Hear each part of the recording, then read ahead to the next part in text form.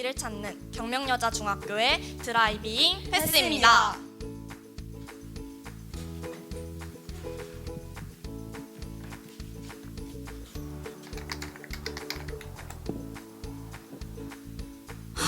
공부하기 너무 싫다. 내가 이렇게 힘든 공부를 도대체 왜 해야 하는 거지? 배움이란 대체 뭘까? 한번 검색해봐야겠다.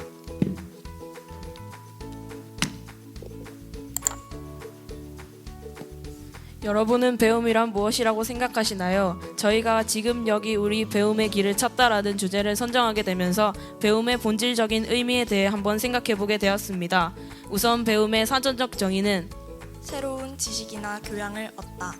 남의 행동, 태도 등을 본받아 따르다. 라고 하는데요. 저희가 생각하는 배움이란 줄탁동시입니다. 줄탁동시란 무엇일까요? 알 속의 병아리가 밖으로 나오기 위하여 껍질 안을 쪼는 것을 줄이라고 하고, 밖에서 어미 닭이 껍질을 깨뜨리는 것을 탁이라고 합니다. 줄과 탁이 동시에 이루어져야 비로소 달걀이 부화할 수 있는데, 이는 사제지간 간의 원활한 의사소통을 비유하는 말로 쓰입니다. 저희는 오늘 줄탁동시로서의 배움에 대해 한번 살펴보겠습니다. 많은 주제 중에서도 배움이라는 주제를 선정하게 된 이유는 현재 중학생인 저희의 삶과 많은 부분 맞닿아 있기 때문입니다. 더 자세히 예를 들어 설명드리겠습니다. 여러분은 인턴이라는 단어를 떠올리시면 무엇이 생각나시나요? 아마도 사회초년생인 젊은 청년이 많이 떠오르실 텐데요. 하지만 영화 인턴에서는 그 반대입니다. 바로 70대 할아버지 벤이 인턴인 것이죠. 처음에 젊은 CEO와 벤은 절대 친해질 수 없는 것 같았지만 둘은 점차 공감하는 상호작용을 통하여 의지하고 많은 것들을 배우게 됩니다. 저희는 이 영화를 통해서 배움에 있어서는 나이, 성별, 지위와 무관하게 배우고자 하는 의지만 있다면 배움이 잘 일어날 수 있다고 생각하였습니다. 그 다음 예로는 모리와 함께한 화요일이라는 책이 있습니다.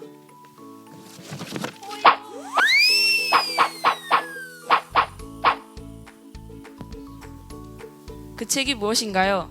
어머 학생, 이 책에 대해서 알려줄까? 네, 알려주세요. 이 책은 모리 교수님이 세상을 떠나기 전 나와 나눴던 대화를 엮은 책이란다. 원래 책으로 낼 생각은 없었지만 인쇄를 통하여 교수님을 조금이라도 돕기 위하여 책을 썼지. 나 또한 책을 쓰면서 교수님과 나눴던 대화를 다시 떠올려봤는데 교수님께 정말 많은 보물들을 얻고 가는 기분이었단다. 너희 학생들도 이 책을 읽으며 많은 것들을 얻어갔으면 좋겠구나. 미친님 말대로 이 책을 읽고 많은 것들을 배우고 생각해보게 된 것 같아요. 저는 이 책을 읽으면서 배움에 있어서는 서로의 의사소통이 가장 원활하게 이루어질 때 잘 이루어지고 배움에 있어서는 나이가 없다는 것을 느꼈어요. 또 이 책 속의 대화가 미친님뿐만 아니라 모리 교수님께도 자신의 인생에 대해 한 번 더 되돌아본다는 의미에서 인상 깊었던 것 같아요. 제가 이 책을 읽으면서 배움에 대해 한번 곰곰이 생각해봤는데요.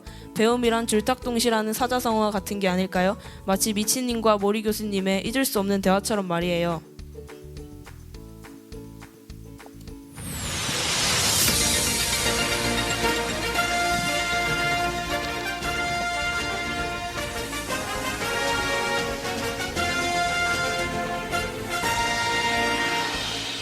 긴급 속보입니다.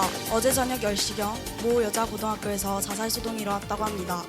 그 주인공은 그 학교에 재학 중인 2학년생 4명의 소녀들이었습니다. 더 자세히 알아보기 위해 현장에 나가 있는 장은우 기자를 연결해 보도록 하겠습니다. 장은우 기자. 네, 저는 지금 모 고요 현장에 나와 있는 장은우 기자입니다. 어젯밤 10시경 이곳에서 4명의 여고생들의 자살 소동이 있었습니다. 그리고 아직도 현장이 어수선한 것을 느낄 수 있습니다. 인명피해는 없었나요? 네, 다행히 학생들의 학부모들이 찾아와 학생들을 설득해 인명피해는 없었습니다. 이런 사건을 일으킨 원인은 무엇이죠? 이 사건의 중심인 K양은 배우가 꿈인 학생이었습니다. K양은 오랫동안 연기를 공부하고 오디션을 보러 다닌 끝에 한 연극을 배역을 맡게 되었습니다. 따라서 K양은 학교 야간 자율학습 시간에 무대에 서 했다고 합니다. 하지만 학업에 집중하길 바랬던 부모님의 반대에 따라 무대에 설 수 없게 된 K양은 3명의 친구들과 함께 이런 일을 벌이게 됐다고 합니다. 세간에서는 이 4명의 소녀들을 닌자걸스라고 부르던데 왜 이렇게 부르게 된 것이죠? 그 이유는 이 4명의 소녀들이 처음에는 자신들의 정체를 숨기기 위해서 닌자 거북이 기타를 쓰고 옥상에 올랐기 때문입니다. 흥미롭네요. 지금까지 현장에 나가 있던 장은우 기자의 보도였습니다. 참 안타까운 일인데요. 과연 이런 일이 모 교구에서만 일어날 수 있는 일일까요? 저는 이 닌자걸스들은 전국 어디에서나 존재하고 나타날 수 있다고 생각합니다. 지금까지 KM 뉴스의 양은영이었습니다. 감사합니다. 이 소설의 내용은 소설 닌자걸스의 내용 일부를 재구성한 것입니다. 비록 소설이긴 하지만 우리 사회에서 충분히 일어날 수 있는 일이라는 생각이 드네요. 맞아요. 앞서 다룬 닌자걸스는 주인공인 고은비양이 배우라는 꿈을 향해 달려가던 중 학교라는 장애물에 부딪히는 일을 담은 소설입니다. 앞에서 세아랑 유진이가 배움에 대해 포괄적인 이야기를 했다면 우리는 10대 배움에 대해서 이야기하려고 이 책을 읽어봤잖아? 너는 이 책을 읽으면서 어떤 생각을 했어?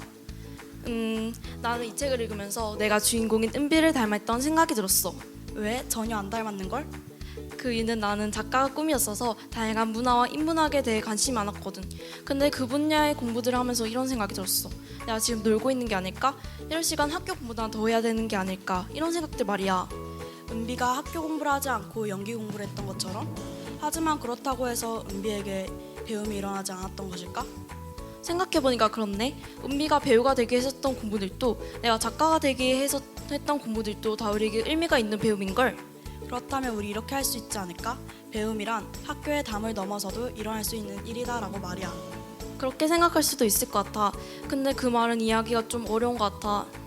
우리 10대들의 배움이 학교 성적 관리만을 위한 것에서 끝나지 않았으면 좋겠다는 말이야. 아, 우리 10대들의 배움이 단순히 학교 성적만을 위한 것이 아니라 우리 인생을 위한 공부라는 생각을 가지고 있었다면 은비가 학교 옥상에서 그런 일을 벌이지 않아도 됐을 거야.